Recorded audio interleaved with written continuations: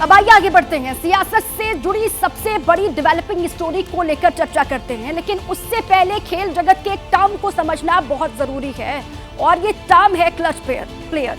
उन खिलाड़ियों के लिए कहा जाता है जो अंडर प्रेशर में भी कमाल करके दिखाते हैं, और ये काम किया कि महाराष्ट्र में देवेंद्र फडणवीस ने। इसी पर आपको एक रिपोर्ट हम दिखाने जा रहे हैं, देखिए।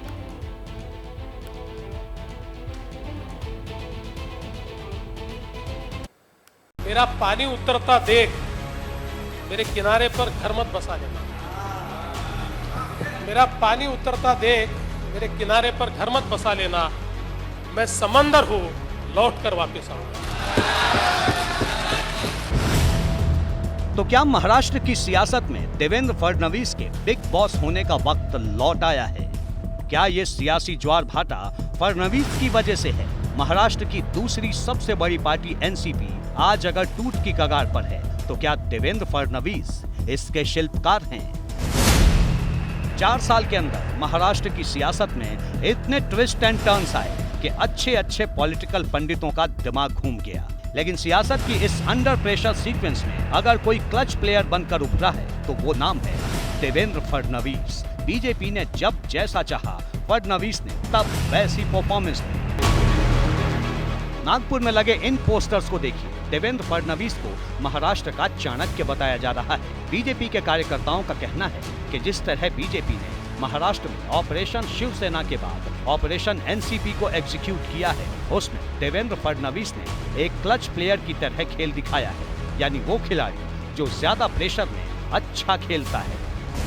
महाराष्ट्र में देवेंद्र फडणवीस जी को एक बड़ा कुशल राजनीतिज्ञ माना जाता है, इसमें कोई दो राय नहीं। अभी देखिए, जो कुछ भी महाराष्ट्र में पिछले 3 दिनों में जो हुआ है, जिस तरह से सारी डेवलपमेंट हुए हैं, उसमें निश्चित तौर पर एक बाजी जो है उन्होंने बीजेपी को आज जिस तरह से महाराष्ट्र में बीजेपी को एक विक्टोरियस पार्टी के रूप में प्रोजेक्ट किया है, और है भी।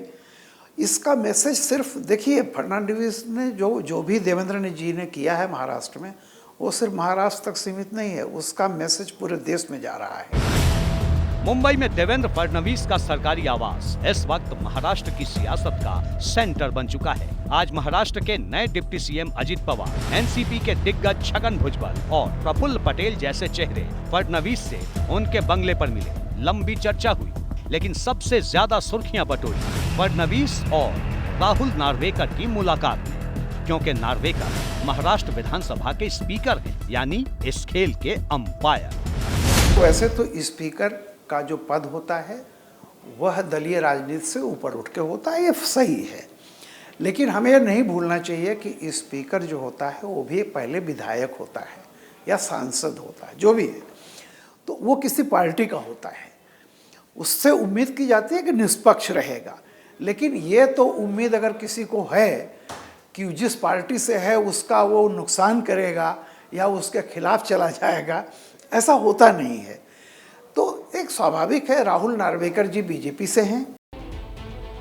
देखिए, पूरी रिपोर्ट तो आपने देखी, लेकिन अब आइए आपको समझाते हैं कि महाराष्ट्र विधानसभा का पूरा सियासी समीकरण क्या कहता है, सियासी सिनेरियो आखिर क्या है, कितनी कुल वहां पर विधानसभा की सीटें हैं, ये आपको हम विस्तार से बताने जा रहे हैं। और सारा खेल जो है वो आंकड़ों का है, सारा जो खेल है वो आंकड़ों का है।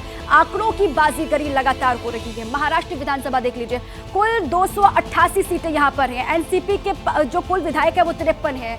अजीत कैंप ये दावा कर रहा है कि 40 विधायकों का साथ उनके पास है। अगर 40 में से कहा जा रहा है कि 2 वापस लौट चुके हैं, बचे 38।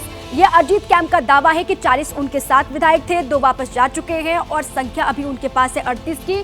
दल बदल कानून से बचने की शर्त है, और अगर इससे बचना है तो 36 विधायकों का साथ बहुत जरूरी है अजीत पवार कैंप को।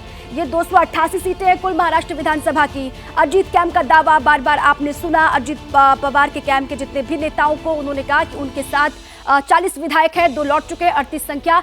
शरद पवार ने पार्टी से निकाला है प्रफुल्ल पटेल को जो कि सांसद हैं और सुनील तटकरे को जो कि सांसद हैं, दोनों को ही पार्टी से बाहर निकाल दिया गया। ये एक्शन उन पर कल के दिन लिया गया।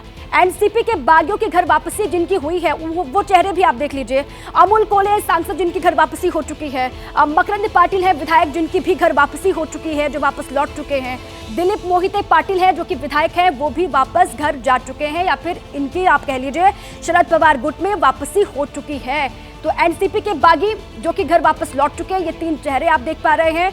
अभी भी 9 तो मंत्री बने हुए हैं डिप्टी सीएम के साथ साथ, जो 8 मंत्री हैं उन्होंने शपथ ली मंत्री पद की। लेकिन इसके अलावा भी ये दावा किया जा रहा है कि बहुत बड़ी संख्या में विधायक जो है वो अजीत पवार गुट के साथ है। जैसे ही घड़ी का काटा दोपहर 2:30 पे आए, बबीता जी का दिल सास बहू साजिश के लिए मचल जाए। और ये है इनकी बहू, पूरे दिन ऑफिस की टेंशन हो जाए गॉन जब ये करें अपना फेवरेट शो फ्री टाइम पे ऑन।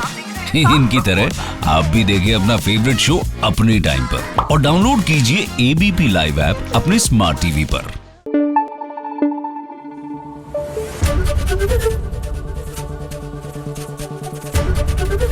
एबीपी न्यूज आपको रखे आगे।